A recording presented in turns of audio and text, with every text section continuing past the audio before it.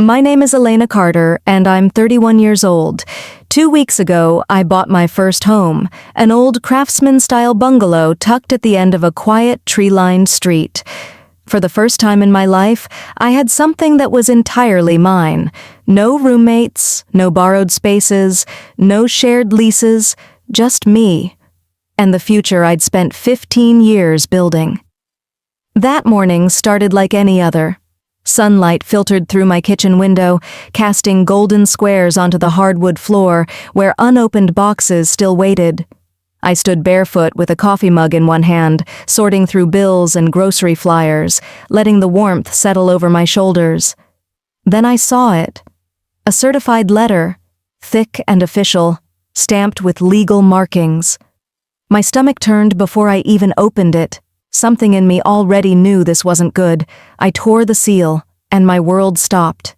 Edward and Marlene Carter versus Elena Carter. Plaintiffs, my parents, defendant, me. The mug slipped from my hand, shattering on the tiles. Hot coffee spread across the grout like ink bleeding from a wound. I stood motionless, heart pounding, eyes locked on the words demanding immediate transfer of property. $300,000 in damages. They were suing me, not a stranger, not a corporation, my parents, because I bought a house and didn't offer it to my sister Camille. Before I tell you what happened next, let me ask, have you ever been betrayed by the very people who raised you? If you've ever fought alone for what's rightfully yours, I hope you'll like this video, subscribe, and stay with me. Because the story I'm about to tell you isn't just about legal battles. It's about family. It's about choosing yourself. And it all started with a single envelope. It should have made sense then, the tension on their faces when I told them about the house. I remember the FaceTime call so clearly.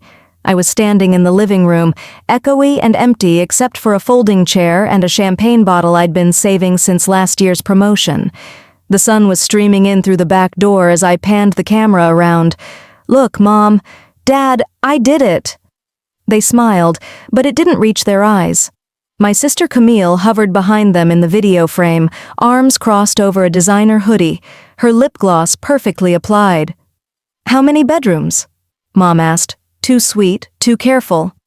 "3," I said, "and a yard." "That's quite a purchase," Dad added, jaw tight. "For someone your age." Camille leaned forward, her tone syrupy and sharp all at once. "Must be nice to have that kind of money lying around." Mom gave her a look, but not one of correction. A look that said, "Just wait." And I should have waited for the second punch. Because 1 week later, I got a call. "We need to talk about something important," Dad said, his voice dropping into that formal tone I knew from childhood, the one he used when delivering disappointment. Mom dabbed her eyes dramatically. "Camille's had a rough year. Her studio closed. She's struggling to find inspiration again. We thought maybe she could move into the house for a while." I froze. "She has plans for it," he continued. "Creative ones. You can always go back to renting." "This is my house," I said, stunned. "I worked for it. Camille can earn her own." Mom's voice hardened. "Don't be selfish, Elena. Family helps family." I laughed, hollow, dry, because I remembered all the times family didn't help me when I was 16, working nights at a greasy diner to afford school books while Camille had a catered Sweet 16. When I begged for FAFSA help and Dad told me it was time to stand on my own feet. When I needed a root canal and Mom said, "We're not made of money." The same week Camille posted photos from Rome. They said they loved us equally, but the math never added up. All my life I'd been asked to give, to sacrifice, to stay quiet, and suddenly I realized it wasn't about fairness, it was about control. And now, they wanted to take the one thing I had finally earned. But this time, I wasn't giving in. I don't remember setting the letter down. I only remember the silence. Not the peaceful kind. The kind that buzzes in your ears, heavy and unnatural. The kind that fills the room when something you thought was solid crumbles in your hands. I stared at the pieces of the coffee mug still scattered across the floor, then at the letter again. Legal jargon, formal language, cold words on paper, spelling out betrayal, transfer of deed, continued mortgage coverage for 18 months, $300,000 in restitution for child-rearing costs, and a handwritten note attached from Camille, claiming I'd stolen her opportunity. I stood there for a long time before I reached for my phone. "Grandpa?" My voice cracked the moment he answered. "They're suing me." He didn't ask who. He didn't even sound surprised. He just sighed, deep and long, like the weight of it had been coming for years. "They've gone too far this time," he said quietly. "We'll figure this out. I've got you." That was the first time I cried. Not because of the lawsuit, not even because of the betrayal. I cried because someone finally said the words I needed to hear. "I've got you." After we hung up, I sat at my dining table surrounded by unopened boxes and a future unraveling before my eyes. I opened my laptop, Googled how to respond to a civil lawsuit, clicked on one link, then another, then another. The first thing I learned, lawyers are expensive. The cheapest retainer I could find was $10,000, money I didn't have after my down payment, closing costs, and moving expenses. Every dollar I had left was already earmarked for utilities, groceries, student loan payments, survival. My family knew this. They knew I didn't have money to fight back. That's why they struck now. But what they didn't know, what they always underestimated, was how long I've been surviving without them. I've fought my way through night shifts and rejection letters, through debt and disappointment. I wasn't about to lose everything to the people who had never once believed I deserved it in the first place. So I made a decision. If I couldn't afford a lawyer, I'd become my own. I started pulling together every document I had. Pay stubs, tax returns, mortgage agreements, emails, texts. I labeled folders, created spreadsheets, color-coded tabs. 15 years of careful record-keeping, my quiet habit, was finally going to serve a louder purpose. That night, I didn't sleep, but I didn't cry again either. Instead, I outlined my defense on the back of a moving box, the ink smudging under my hand. Not just a list of arguments, but a declaration. You want to fight? You've got one. By morning, my dining table had disappeared beneath piles of documents, bank statements, W-2s, handwritten budgets dating back to my teenage years. My laptop glowed with an open spreadsheet that mapped my entire financial life in cold, honest numbers. Every row told a story my family refused to acknowledge. Age 15, first job, dishwashing at May's Diner, $6.25 an hour, 30 hours a week, minus bus fare and tips split with 2 other teens.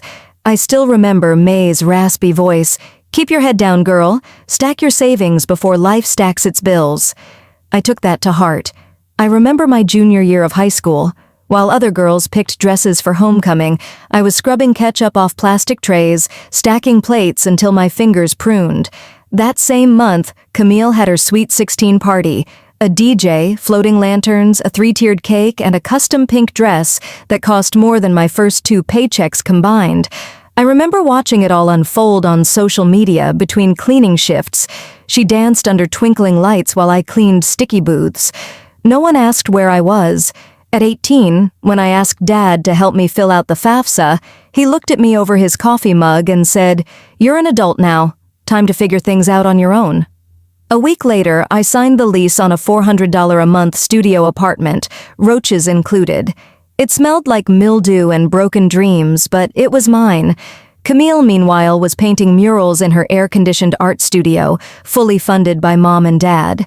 When her pottery business flopped, they gave her a second loan. When she wanted to study color theory and context, they sent her to Rome. I bought used textbooks and sold blood plasma to afford community college. I wasn't jealous. Not back then. I just kept working, saving, believing that someday it would all be worth it. That hard work might not get applause, but it would build something solid.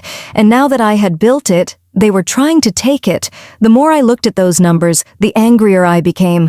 This wasn't just a lawsuit, it was a pattern, one I'd been too obedient, too desperate for approval to name out loud. But the math didn't lie. Camille was the investment, I was the insurance, and they'd cashed me in one too many times. So I kept organizing. Every line, every receipt, every forgotten transfer. Evidence, not just of my innocence, but of a lifetime of being treated like a backup plan. Not anymore. The second night after the letter, I didn't sleep much. I kept imagining them in court, Mom with her rehearsed tears, Dad in his tailored suit, Camille playing the victim. I could already hear their voices spinning stories, so I stayed up, printing more documents, highlighting contradictions, annotating everything. At sunrise, the doorbell rang. I froze, but through the peephole, it was only Grandpa, standing there in his flannel jacket, holding a cardboard box worn at the edges. "Thought you might need these," he said, stepping inside like he always had without asking for permission, just presence. Inside the box were decades of family financial records, meticulously filed, bank transfers, tuition receipts, old tax returns. "I kept copies," he explained, lowering himself into a kitchen chair. "They tried this with your cousin Thomas, too. When his auto shop started turning a profit, they claimed he owed them for raising him right." 10 minutes later, a message pinged on my phone. It was from Thomas. "Heard about the lawsuit. They tried it with me, too. Don't let them win."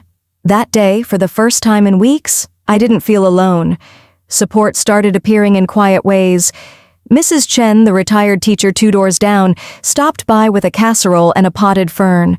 "Just in case you're too busy to cook," she smiled. "Gary's watching the street today, by the way."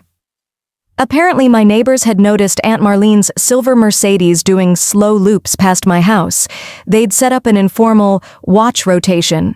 That same afternoon, an email landed in my inbox from Jasmine, my first manager at Morningstar Coffee.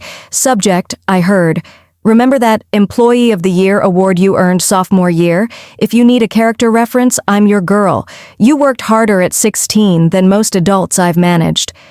I read it 3 times.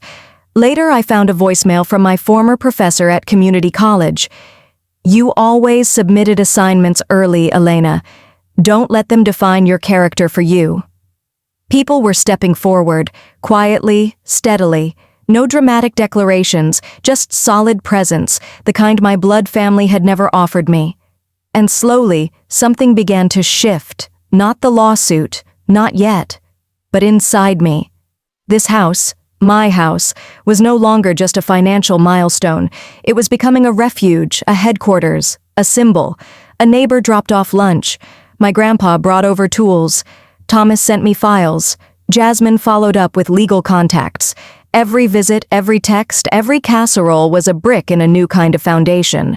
One built not on DNA, but on choice. And I finally understood. Sometimes family isn't who you're born to. It's who shows up when the wolves are at the door. The pushback came quietly at first, a new certified letter, this time threatening a property lien. More legalese, more intimidation. Then came Camille's tearful Facebook post. Some sisters support each other. Some steal dreams, heartbroken. Accompanied, of course, by an old childhood photo of the 2 of us in matching pajamas. Within hours, the comments rolled in. "You deserve better, Cam. Your sister sounds cold. Family should never turn their back." It didn't stop there. Phone calls began trickling in, from Mom and Dad's country club friends, their voices laced with passive-aggressive concern. "Sweetheart, this must be a misunderstanding. Edward and Marlene gave up so much for you girls. Isn't it time to make things right?" I didn't respond. Then came Aunt Marlene circling the block in her silver Mercedes like a shark in shallow water. I spotted her phone raised toward my house window more than once. The same day, I received an email from HR at my job. An anonymous concern had been raised about my emotional instability and character under pressure. They were trying to bleed me dry from every direction. Every phone buzz, every new notification was a trap, but this time I didn't bite. Instead, I filed a motion to dismiss the case, Pro C. I'd spent every night digging into civil law statutes, studying similar cases, refining my paperwork until I could quote procedural codes in my sleep. When I turned in the paperwork at the courthouse, the clerk blinked at the thickness of the file. "This is surprisingly well put together," she said, stamping the front page. You representing yourself? I nodded. She gave a slow smile. Good for you. The preliminary hearing was set for 4 weeks later. I requested unpaid leave from work, ignoring my supervisor's furrowed brow. Just, don't let this affect your performance, okay? He said. I didn't answer, because at that point, performance was survival. That evening, I sat on my porch swing, installed by Grandpa just last week, and watched as the sky flushed orange and pink, children's laughter echoing down the street.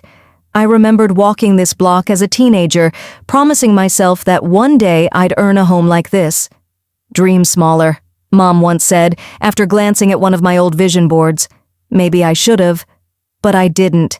And now that I'd finally made that dream real, they wanted to tear it down. But they didn't understand something crucial. They weren't just suing for a house, they were coming for my dignity. And that, unlike any deed or mortgage, wasn't up for negotiation. The courthouse lobby smelled like lemon disinfectant and cold marble. I stood there gripping my document case, navy blue leather, a gift from Grandpa when I passed my certification exam, feeling both heavier and stronger than I'd ever been.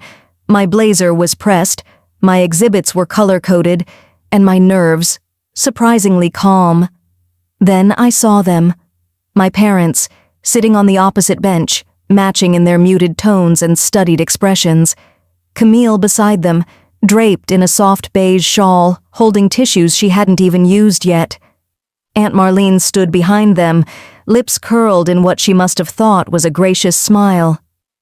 Last chance to avoid all this unpleasantness, she said sweetly as I walked by. I didn't break stride.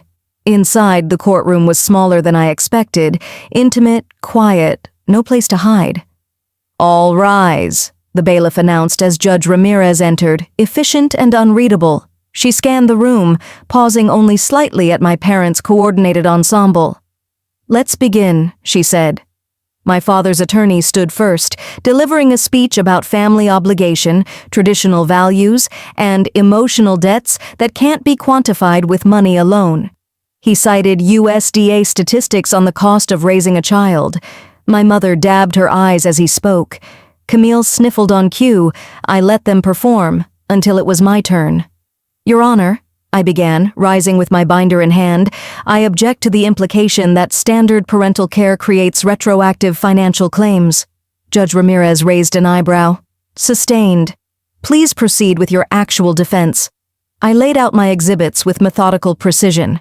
Pay stubs dating back to age 15. Rent receipts from my first roach-infested apartment. Bank transfers that showed I'd funded my entire college education. Every line documented, every sacrifice accounted for. Judge Ramirez leaned forward.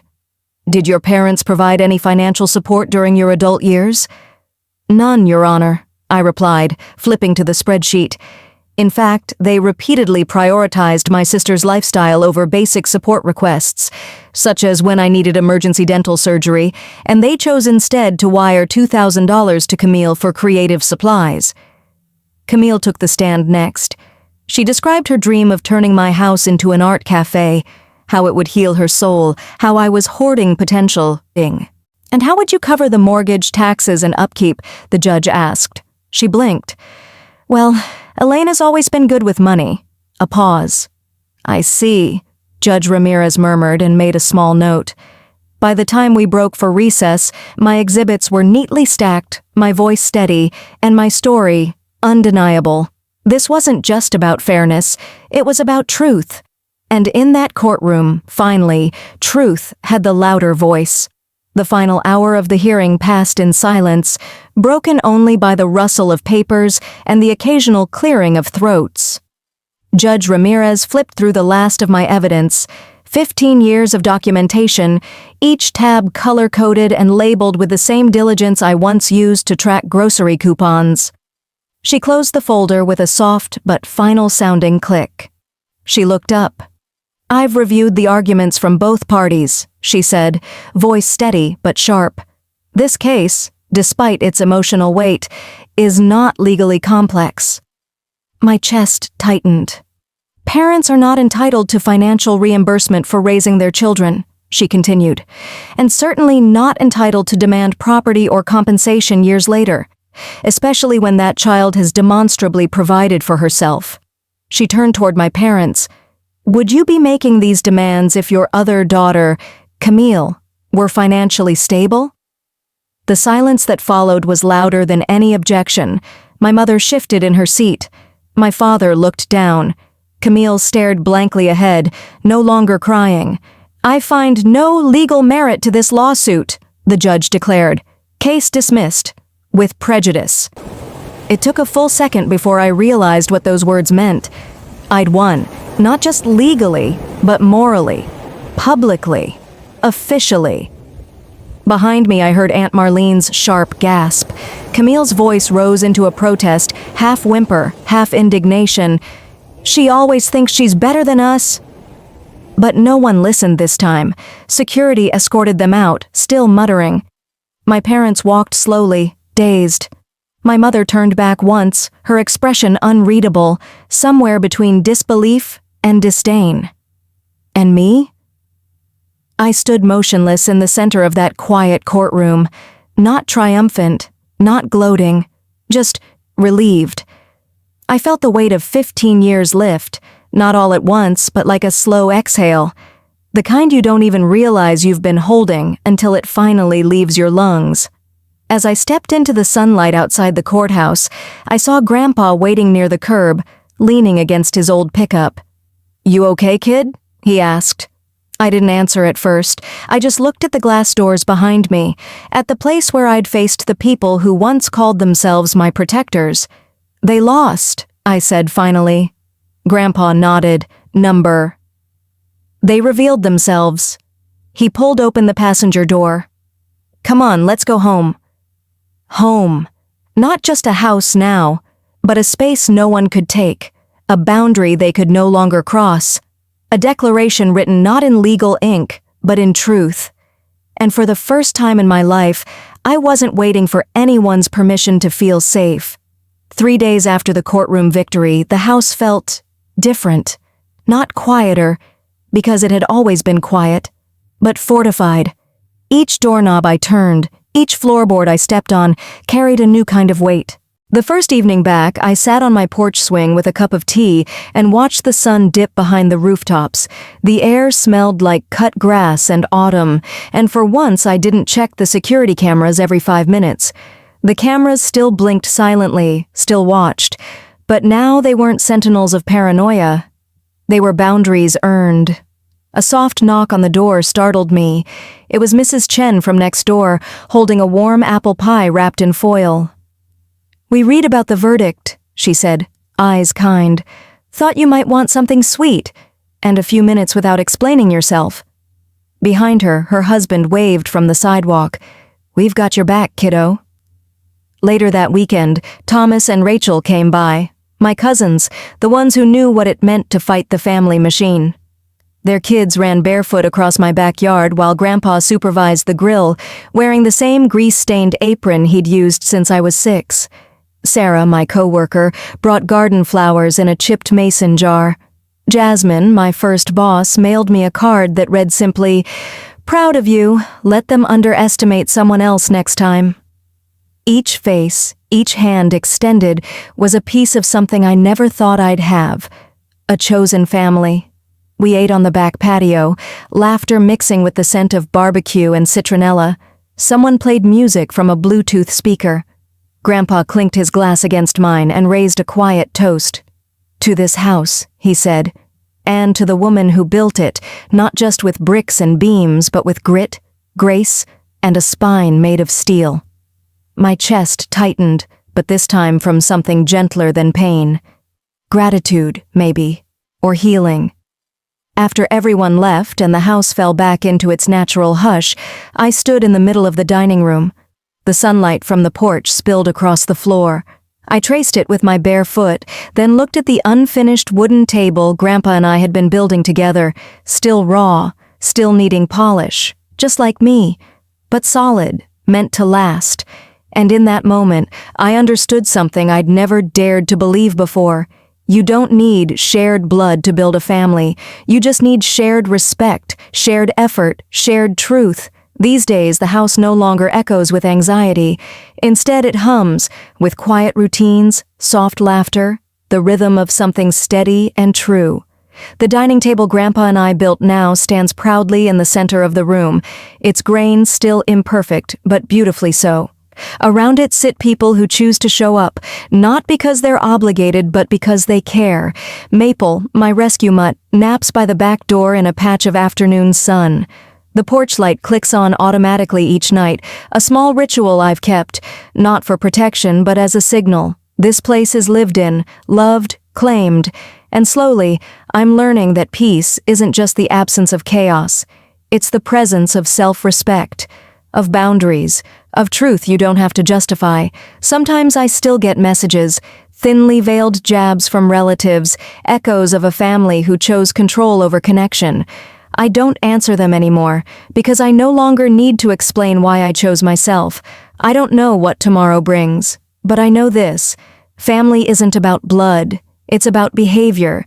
It's about who claps when you win, without asking for a cut, who defends you when no one else is watching, who lets you grow, even if it means you grow away.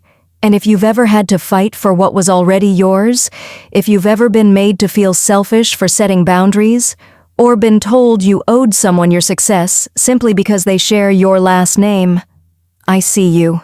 You're not alone. If this story resonated with you, I hope you'll like this video, subscribe, and maybe even share your story in the comments. Someone out there might need to hear it too. Because the strongest homes aren't built with wood and nails, they're built with truth, and the courage to protect it.